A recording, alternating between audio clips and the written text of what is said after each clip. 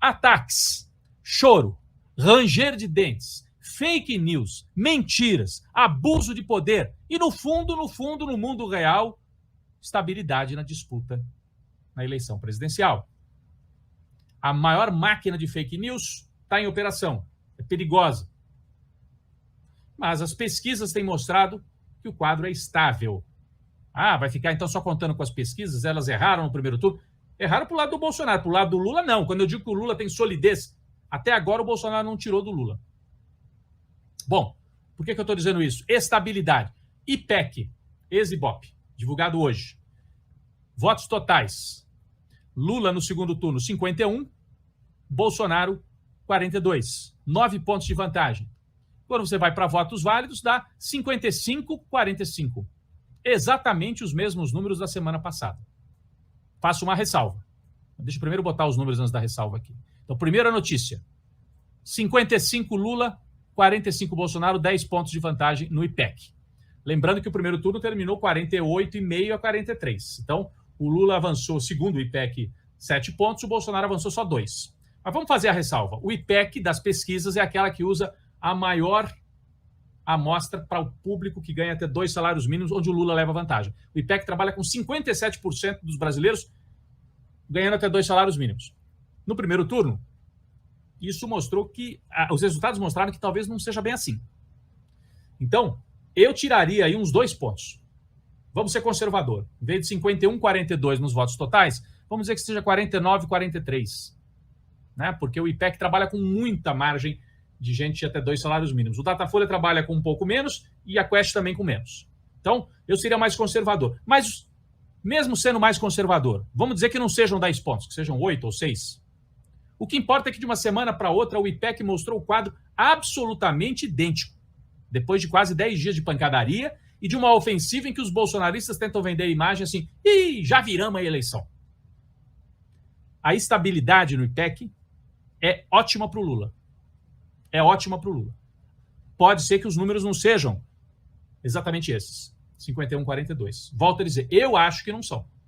Eu tiraria aqui uns 2 pontos do Lula, porque não tem tanta gente até 2 salários mínimos como o IPEC atribui, porque falta estatística. O censo, né, no Brasil não foi feito por defeito do governo Bolsonaro. Então vamos dizer que seja 49-43. E que o Lula ainda perca um pouquinho nas abstenções no segundo turno. De qualquer maneira, eu volto a dizer, o Lula tem vantagem sólida de 5 a 7 pontos. E o Bolsonaro, tudo mostra que os votos de Ciro, de Tebet e dos outros se dividiram.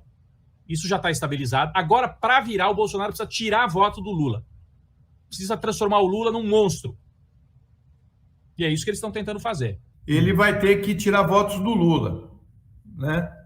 E pelo que você percebe também, o eleitor do Lula é mais fiel do que o dele, né? Diz que não vota nele, 46% não vota no Bolsonaro de jeito nenhum, né? Agora, é lógico que a rejeição do Lula deu uma subida, tanto no Datafolha como no IPEC, né? Uhum. Mas é normal, porque eles estão fazendo um bombardeio, né, de ataques contra o Lula, que, enfim, a tendência era aumentar um pouco, né? Mas a do Bolsonaro continua alta, né? O que eu acho é que aquilo que aconteceu no fim de semana em Belo Horizonte, né, é o que a campanha tem que fazer daqui para frente, Rodrigo. Essa pesquisa indica o seguinte: nós estamos na frente, vamos ganhar, mas nós temos que ir até o fim, faltam só 20 dias. E hoje eu estou vendo aqui em São Paulo, Rodrigo, no meu bairro, carros com adesivo do PT, do Lula, coisa que eu jamais pensei em ver. Começou, né?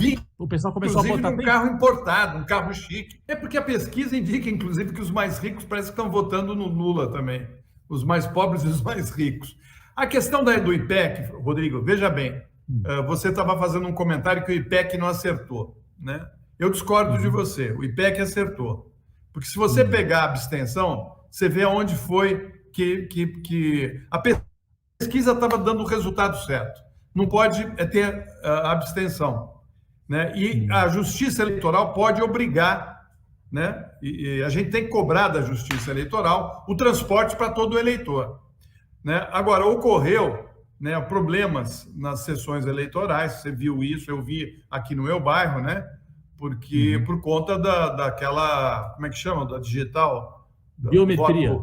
Da biometria, né? Criou um problemaço, porque eram muitos candidatos e a biometria acabou atrapalhando. Mas agora são só, no máximo, 4 candidatos, né? 4, no máximo. Então, assim, se você comparar a pesquisa Datafolha da semana passada e essa do IPEC, você vê que os números, eles têm uma pequena variação, mas mostram uma estabilidade. É aquilo que você falou no começo do programa. Está estancado, né? Ou seja, o Lula está administrando e tem que tomar cuidado, porque eles são barra pesada, né? Eles jogam pesado.